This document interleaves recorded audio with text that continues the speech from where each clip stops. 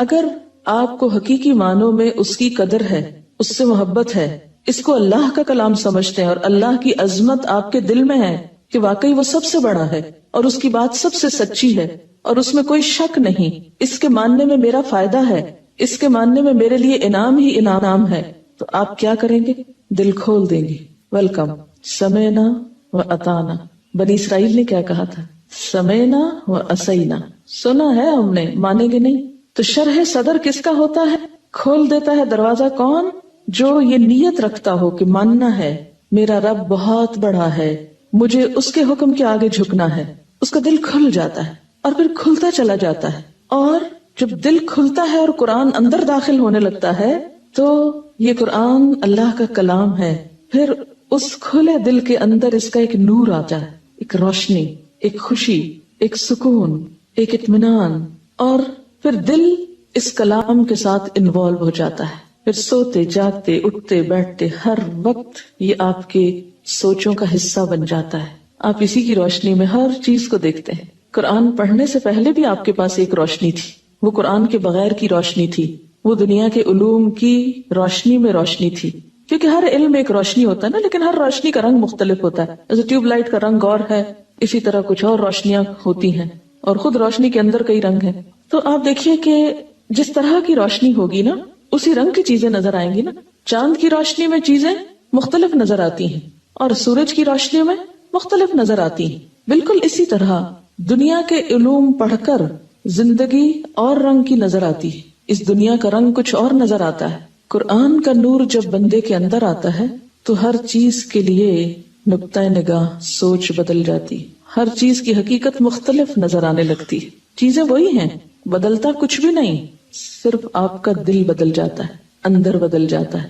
اصل خوش قسمت انسان وہی ہے کہ جس کو قرآن کا نور مل جائے. قرآن کا علم نہیں کافی، یاد رکھیے، قرآن کا علم کافی نہیں. کوئی شخص جو یہ دعویٰ کرے کہ میں قرآن پڑھ چکا ہوں اور بہت سال لگا چکا ہوں اس پر، لیکن اس کو نور نہیں نصیب ہوا، اس نے اپنا آپ اس کے مطابق بدلا نہیں، بدلنا چاہا نہیں. اپنی سوچ، اپنے جذبات، اپنی خوشی، اپنے غم، اپنا سب کچھ اس کے مطابق کرنے کا ارادہ ہی نہیں کیا. اسلام کے لیے جھکنے کے لیے کھولا ہی نہیں دروازہ، حوالے ہی نہیں کیا خود کو اللہ کے. ایسے شخص کو یہ روشنی نصیب نہیں ہوتی. وہ قرآن پڑھنے کے باوجود بھی کچھ اور ہی روشنیوں میں دیکھتا ہے دنیا کو. ایسے شخص کے لیے قرآن کا علم پھر فائدے کی بجائے الٹا نقصان دہ ہوتا ہے. فویل، یہی علم اس کے لیے ہلاکت کا سبب بن جاتا ہے، تباہی کا سبب بنتا ہے. کیوں؟ اس لیے کہ وہ خود بھی بھٹکتا ہے، اوروں کو بھی بھٹکاتا ہے، خود بھی گمراہ ہوتا ہے، اوروں کو بھی گمراہ کرتا ہے. فویل للقاسیۃ قلوبہم من ذکر اللہ، تباہی ہے ان لوگوں کے لیے جن کے دل اللہ کے ذکر سے اور سخت ہو گئے اور ڈھیٹ بن گئے، وہ اور دین کے دشمن بن گئے. ان کے لیے یہی قرآن، جیسے حدیث میں آتا ہے نا، القرآن حجت لک او علیک. کتنے چھوٹے سے لفظ ہیں، 3. القرآن حجت لک او علیک. قرآن یا تو تمہارے لیے حجت بنے گا، تمہارے حق میں، یا تمہارے خلاف. قیامت کے دن یا تمہارے حق میں سفارش کرے گا یا تمہارے خلاف مقدمہ کرے گا. یا اللہ پکڑو اس کو، اس نے مجھے مذاق کا نشانہ بنا لیا تھا، مجھے پڑھتا تھا. ہاں، وہ حدیث بھی ہے، نبی صلی اللہ علیہ وسلم نے فرمایا کتنے ہی قرآن پڑھنے والے ایسے ہیں کہ قرآن ان پہ لعنت کرتا ہے. کتنے ہی قرآن پڑھنے والے ایسے ہیں والقرآن یلعنہ، قرآن اس پہ لعنت کر رہا ہوتا ہے. کیسے؟ اس کی ایک چھوٹی سی مثال. مثلا قرآن پاک میں اللہ تعالیٰ فرماتے ہیں لعنت اللہ علی الکاذبین، جھوٹوں پر اللہ کی لعنت ہے. اب ایک شخص تلاوت فرما رہا ہے، لعنت اللہ علی الکاذبین، یاد کر رٹ رہا ہے جیسے حفظ کر رہے ہیں، اور دوسری طرف قرآن رکھ کے بیٹھتا ہے. استاد پوچھتا کتنی دفعہ پڑھا؟ کہتا ہے استاد جی 10 دفعہ ہو گیا. کیا کیا اس نے؟ جھوٹ بولا. اور وہ جو لعنت اللہ علی الکاذبین پڑھ کے بیٹھا ہے وہ کس پر گئی؟ اسی پہ گئی نا جس نے جھوٹ بولا. ایسے بہت سے کھیل اور ایسی بہت سی زیادتیاں ہم خود اللہ کے دین کے ساتھ کرتے ہیں. کبھی آپ نے سوچا نہیں کہ آخر کیا وجہ تھی کہ عرب کی اس بدو قوم کے پاس یہ کتاب آئی تھی اور وہ دنیا کی امام بن گئی؟ آج ہم مسلمانوں کے پاس بھی وہی کتاب ہے بغیر کسی چینج کے، اور ہمارے لیے روز ذلت کا سبب بن رہی. ہم ہر آنے والے دن میں نیچے جا رہے ہیں. فرق کیا ہے ہم دونوں میں؟ یہی کتاب ان کے پاس تھی، وہ چمک اٹھے، ان کو نور نصیب ہو گیا. یہی کتاب آج ہمارے پاس ہے اور ذلیل و خوار ہو رہے ہیں کہ نہیں ہو رہے؟ کہاں عزت ہے ہماری؟ کہاں سے ہے؟ کس اعتبار سے ہم دنیا میں کوئی مقام رکھتے ہیں؟ کیوں ایسا کیوں ہے؟ قرآن تو وہی ہے، وہ تو نہیں بدلا، ہم بدل چکے ہیں۔ وہ اس پر ایمان لائے تھے، وہ اس کو سچا سمجھتے تھے، وہ اس کو حرف آخر سمجھتے تھے۔ ہم زبان سے کہتے ہیں یہ اللہ کی کتاب ہے، چوم بھی لیتے ہیں، اوپر بھی رکھ دیتے ہیں، لپیٹ بھی دیتے ہیں، خوبصورت کیلیگرافیز بھی کرتے ہیں، ہار میں بنا کے پہن لیتے ہیں، آیت الکرسی گلے میں لٹکا دیتے ہیں، حسن قرات کے بڑے بڑے مقابلے ہوتے ہیں، سینکڑوں لوگوں نے حفظ کر رکھا ہے، شاید حفظ کرنے والوں کی جتنی آج تعداد ہے اس دور میں نہ تھی، لیکن چونکہ عمل اس کے مطابق نہیں، اس لیے کیا ہو رہا ہے؟ الٹا پڑ رہا ہے یہ سب کچھ۔ ایک اور حدیث میں آتا ہے ان اللہ لیرفع بہذا الکتاب اقواما ویدع بہ آخرین، اللہ اس کتاب کے ساتھ کچھ قوموں کو اٹھائے گا، لیرفع، اور کچھ کو یدع رکھ دے گا، اوپر سے نیچے گرائے گا۔ اس لیے کہ آج ہم میں ایسے نو نہال پیدا ہو گئے ہیں جو اس کا مذاق اڑاتے ہیں۔ ہم مسلمانوں کے اندر جو اس کی آیات کا، اس کے احکامات کا، اس کی تعلیمات کا مذاق اڑاتے ہیں، ایسے انوکھے ماننے والے تو تاریخ کے کسی دور میں نہیں دیکھے گئے تھے، اسی لیے ایسی ذلت بھی مسلمانوں کے حصے میں شاید ہی کہیں آئی ہو۔ تو یاد رکھیے جب تک ہم اپنے کو نہیں بدلیں گے، اور کوئی کسی کو نہیں بدل سکتا جب تک کوئی شخص خود کو نہ بدلے، جب تک ہم خود کو نہیں بدلیں گے اس وقت تک اس سے بھی بہترین چیز لے آئیں کچھ فائدہ نہیں ہوگا۔ بالکل ایسی جیسے اگر کسی شخص کا معدہ کمزور ہو تو کیا ہوتا ہے، آپ اس کو سونے جیسی چیز کھلائیں، بلکہ جتنی اچھی چیز کھلائیں گے اتنا ہی اس کے لیے تباہی ہوگی، اتنی اس کی صحت اور بگڑے گی۔ کمزور معدے والوں کو تو ہلکی غذائیں کھلائی جاتی ہیں نا، اگر ذرا بھی ہیوی چیز کو کھلا دیں گے تو ان کی طبیعت اور خراب ہو جائے گی، وہ ان کو طاقت نہیں دے گی، وہ ان کی موت کا سبب ہو سکتی۔ تو جب تک ہمارے اندر یہ نیت نہیں ہے نا کہ یوں دل کھول دیا ہے، جو آئے گا مان لیں گے، اس وقت تک پورا فائدہ نہیں ہو سکتا۔ نیت تو کریں، مشکل یہ ہے کہ ہم نیت بھی نہیں کرتے، پھر اللہ جانتا ہے نا، وہ دیکھ رہا ہے کہ کس کا معاملہ کیا ہے، ہم ڈرتے ہیں، یہ نیت کرتے ہوئے ڈرتے ہیں کہ ہے پھر زندگی مشکل ہو جائے گی، کیسے مان لیں یہ سب کچھ۔ تو پھر ان کا کیا قصور تھا جنہیں آپ صلی اللہ علیہ وسلم نے فرمایا ایک کلمہ ایسا مان لو عرب عجم کے سردار ہو جاؤ گے، تو ان کا کہ ایک نہیں 10 مانیں گے، لیکن یہ نہیں مان سکتے، وہ بھی اللہ کو مانتے تھے، یہی ماننا تو مشکل ہو گیا تھا ان کے لیے۔ پورا فائدہ اسی وقت ہو سکتا ہے جب نیت تو کر لے، جب نیت ہو جائے گی نا تو اللہ تعالیٰ آسانی بھی کر دے گا، کیونکہ اس نے کوئی ایسی چیز اتاری نہیں جو انسانوں کے لیے ناقابل عمل ہو۔ لا یکلف اللہ نفسا الا وسعها، سورۃ البقرہ میں آتا نا یضل بہ کثیرا ویہدی بہ کثیرا۔ اس قرآن کے ساتھ اللہ بہت سوں کو گمراہ کرتا ہے، اس کی مثالوں کے ساتھ، اور بہت سوں کو ہدایت دیتا ہے۔ وما یضل بہ الا الفاسقین، کس کو بھٹکاتا ہے؟ جو فاسق ہوتے ہیں۔ فاسق کون ہوتے ہیں؟ حدیں توڑتے ہیں اللہ کی، جو اپنی خواہشات پوری کرنے کے لیے اللہ کے احکامات کو پامال کرتے ہیں۔ جب بھی قرآن کی کوئی آیت پڑھتے ہیں تو فوراً کیا سوچتے ہیں؟ یہ تو فلاں کے بارے میں کہی گئی، کچھ کافروں کے لیے، کچھ یہودیوں کے لیے، کچھ عیسائیوں کے لیے، کچھ منافقوں کے لیے ہے، اور آج کے دور میں بھی اگر کچھ آیتیں ہیں ویلڈ تو وہ تو دوسروں کی خرابیوں کے لیے، اور ان کو ہم نے سمجھانا ہے، اس کے ساتھ خود اپنے لیے۔ کتنے لوگ ہیں جو ہم میں سے کہتے ہیں انا اول المسلمین، اور سب سے پہلے سر اطاعت جھکانے والا میں ہوں۔ اگر انسان ابلیس کا ساتھی بن جائے تو وہی کچھ کرے گا جو اس نے کیا، کہ جب اس کو جھکنے کے لیے کہا گیا تو اس نے دلیلیں تلاش کرنی، لاجک پیش کرنے شروع کر دی اور بات نہیں مانی۔ اسی لیے قرآن جو ہے وہ ساری زندگی سمجھتے رہنے کی چیز ہے، اور جتنی دفعہ آپ اس کو پڑھیں گے پڑھائیں گے آپ حیران ہو جائیں گے کہ واقعی ایک میریکل ہے کہ کوئی اور چیز اس کے مقابلے کی نہیں کہ جو اس طرح دل پہ حاوی ہو جائے۔ وہ سخت دل جو ہے پتھر کی طرح نا، کہ پتھروں میں سے بھی پانی پھوٹ پڑتا ہے، لیکن جو انسانوں کے دل پتھر ہوتے ہیں پھر ان کے اندر جذب کچھ نہیں ہوتا، جو کچھ جاتا اوپر سے ہی بہ جاتا ہے، اور وہ سوکھے کے سوکھے رہ جاتے ہیں۔ یہ کسی نے لکھ کے بھیجا، اللہ کا ذکر بارش کی طرح ہے۔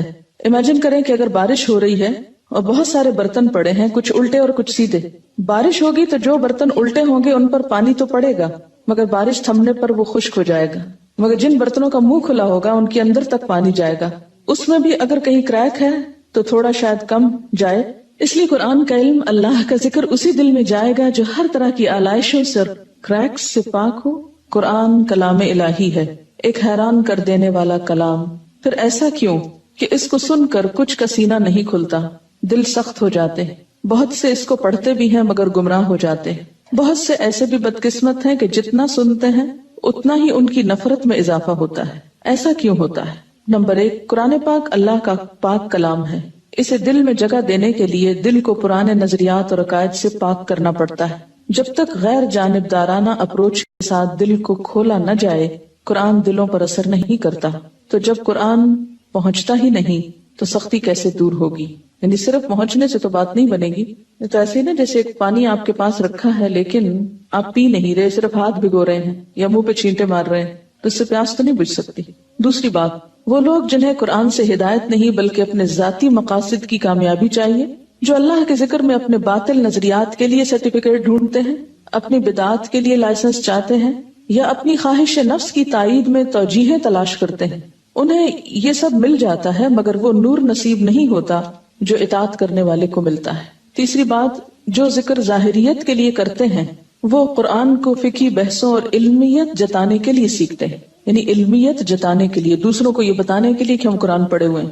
انہیں 2 + 2 4 کرنا تو آ جاتا ہے, اور یوں وہ بے عمل عالم بن کر بے نور ذکر کے ساتھ شیر کی گھال میں بھیڑیے بن جاتے ہیں اور کئی لوگوں کے ایمان کھا جاتے ہیں. چوتھی بات, ایک اور سخت دلوں کی مثال مذہبی گھرانوں کے وہ بچے جنہیں حکمت تبلیغ کو ملحوظ خاطر رکھے بغیر قرآن و حدیث سنائی جاتی رہی, وہ اٹھیں تو وہ ہنسے تو کھائیں یا کھیلیں تو غرض کے بے موقع بے محل بغیر یہ دیکھے ہوئے کہ لوہا گرم ہے یا نہیں ضرب پہ ضرب لگائی گئی, اور اس طرح ان کے کان ان الفاظ کے عادی ہو جاتے ہیں مگر نہ دل سے سنا ہوتا ہے, لہٰذا دل پہ کچھ اثر نہیں ہوتا. اور اس طرح جو ہی ماں بولنا شروع کرتی ہے تو بچے اپنے کانوں کے سوئچ آف کر لیتے ہیں اور یوں سن کر نہیں سنتے. اللہ کے ذکر کی بے موقع اوور ڈوز ان کے دلوں کو سخت کر دیتی ہے, اور پھر قرآن کی دل دہلا دینے والی آیات بھی انہیں ہلا نہیں پاتی. اکثر اوقات ایسے افراد دوہری زندگیاں گزارتے ہیں, وہ گھر میں مسلمان ہوتے ہیں اور باہر جو ان کا جی چاہے وہ کرتے ہیں. ایسے لوگوں کو دیکھ کر میں سوچتی ہوں اللہ جانے سزا کا زیادہ مستحق کون ہوگا. اللہ ہمیں ایسے مبلغ بننے سے بچائے. قرآن شفا ہے, ہمیں اس کی صحیح ڈوز اور وہ بھی بر وقت دینے کی حکمت عطا فرمائے تاکہ ہم بھی کسی کی دل کی سختی کا باعث نہ بنے. کیا شرح صدر کے لیے شرط ہے کہ بعد میں عمل بہت حد تک پرفیکٹ ہو؟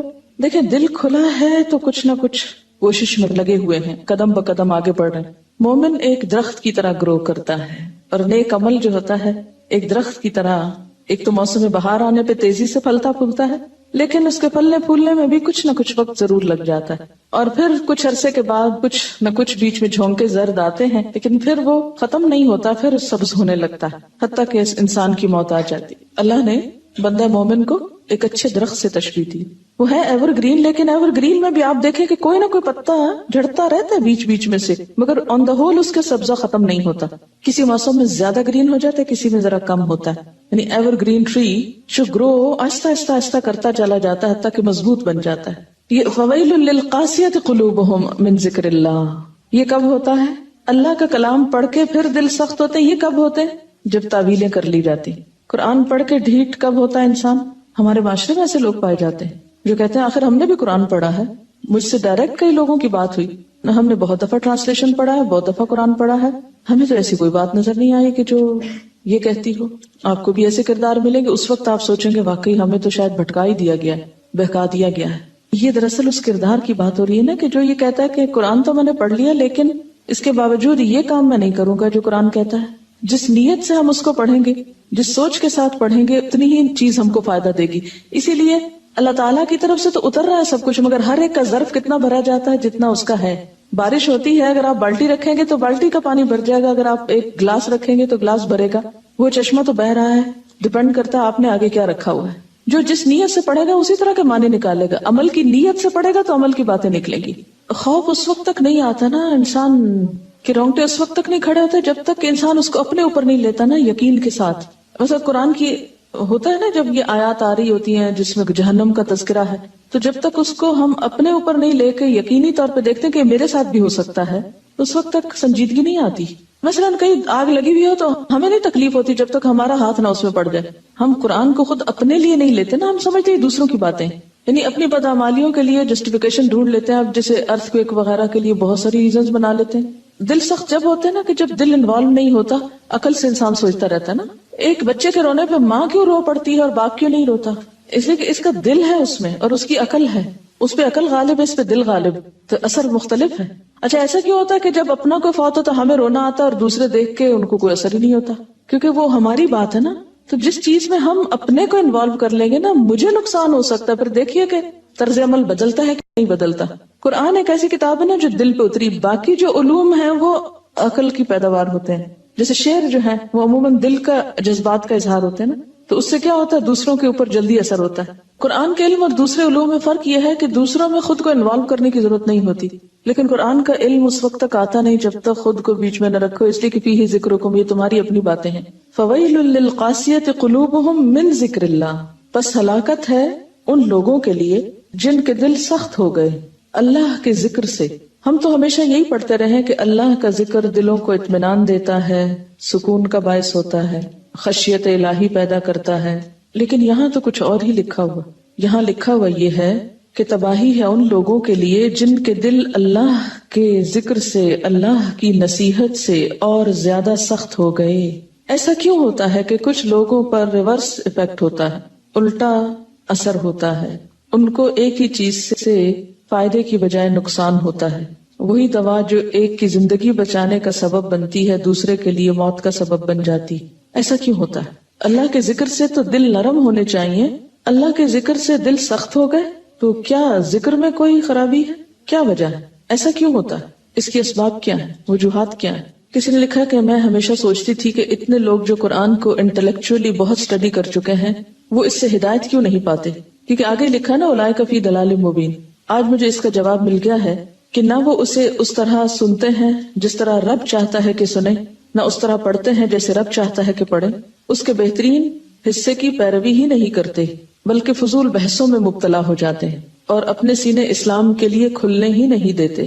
جیسے قرآن پاک کی ایک اور آیت میں بھی آتا نا کہ یوم لا ینفع مال ولا بنون، جس دن مال اور بیٹے فائدہ نہ دیں گے، کام نہ آئیں گے، الا من اتى اللہ بقلب سلیم، مگر جو اللہ کے پاس قلب سلیم لے کر آئے، سلامت دل لے کر آئے.